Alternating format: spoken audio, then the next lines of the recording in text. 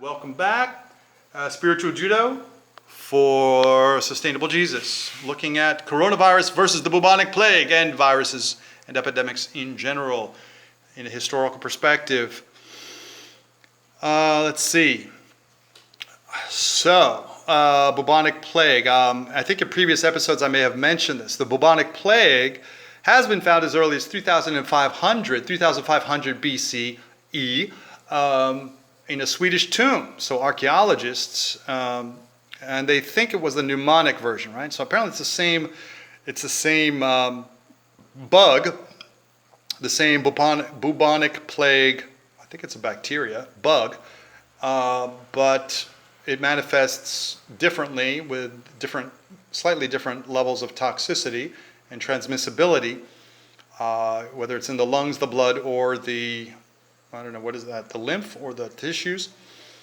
Also a guy named Valdemar Haffkine from the Ukraine, linked to the British Empire, had some success in his work.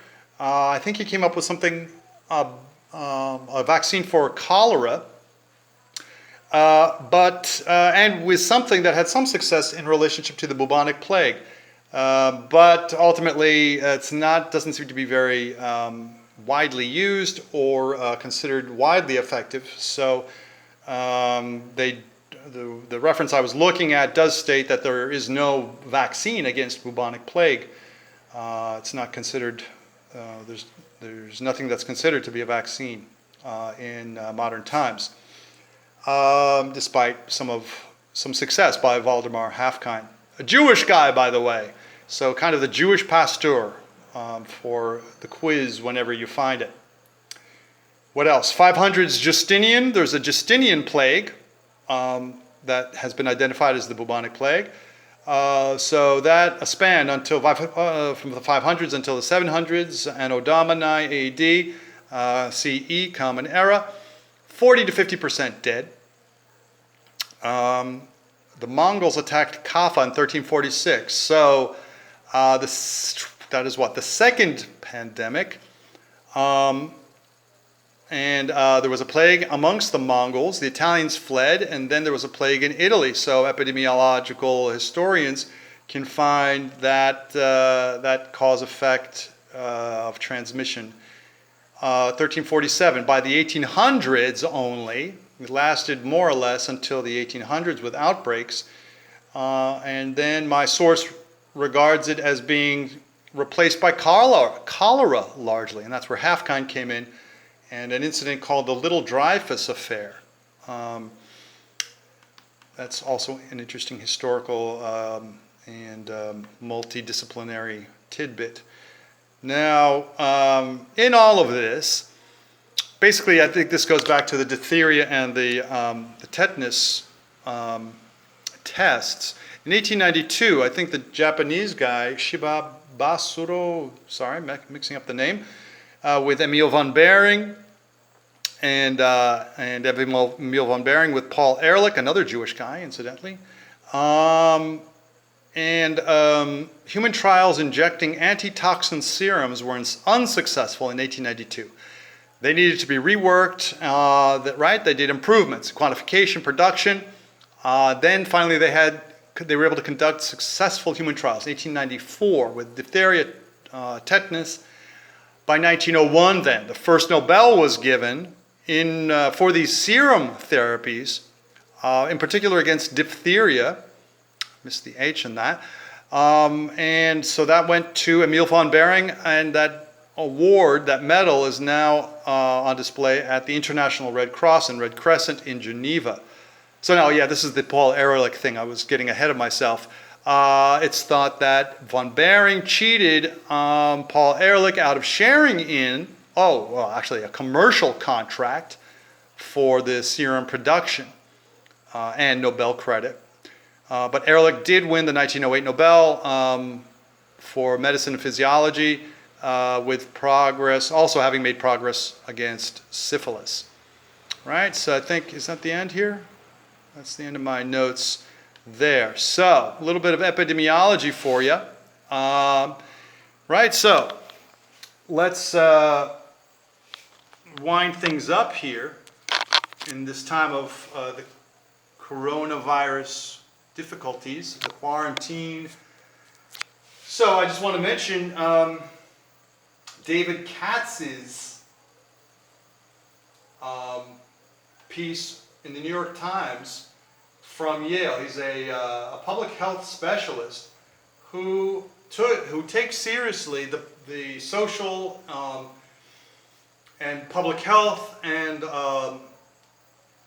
larger perspective of and consequences, the foreseeable consequences and probable consequences of a total quarantine and any economic activity and interrupting social life so extremely, in the extreme.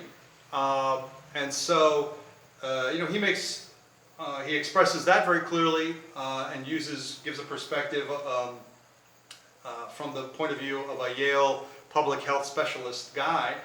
I think it's worth combining with the stronger analysis of the consequences of public health, or rather by shutting down the economy, that's given at the Deutsche Welt site. There's an article, What are the Costs? That's worth looking up. It's in English, and I recommend it. Sorry, I'm forgetting the name of the guy, but it's at dw.com.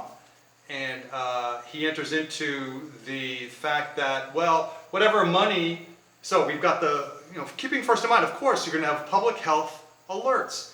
But we want to be clear about the need to end promptly and uninhibitedly the total quarantine. It needs to be taken as a time of preparation where normal activity can be restored with public health alerts. That's what Sweden has avoided, right? They have simply been, Sweden, Singapore, and Taiwan, Hong Kong, and Vietnam have been avoiding total shutdown by raising or in conducting public health alerts and actions according to targets, high-risk groups, the infected, and along with the alerts for conduct like masks, decontamination with hand washing, and so on, to address that. Because every year we have 200,000 people. I was just watching a Dean Ornish video,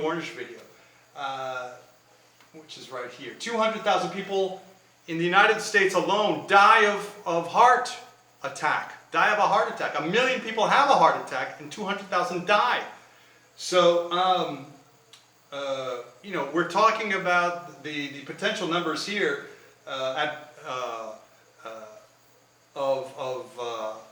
coronavirus, COVID-19, then need to be put in that kind of a perspective. And every year, as many as 60,000+ people die of the flu. 45 million people get infected at the max of this range. That was pointed out in an ABC article. Okay, so here's looking forward to ending this total quarantine with high public health alerts.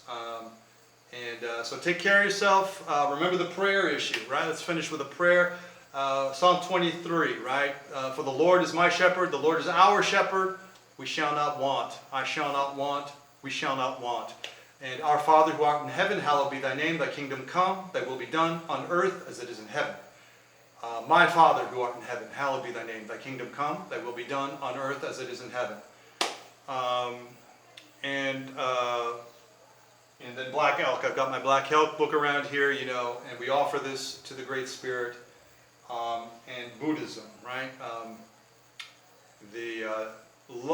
Hate cannot end hate, only love can end hate, and it is necessary to meditate.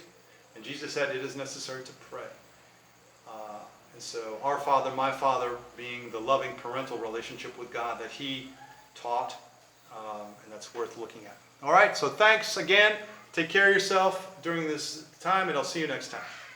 And remember that song. Take a look at the Donald Trump Once in a Lifetime David Byrne song, and look for Kermit. I'll play that next time here. Take care, y'all. Bye.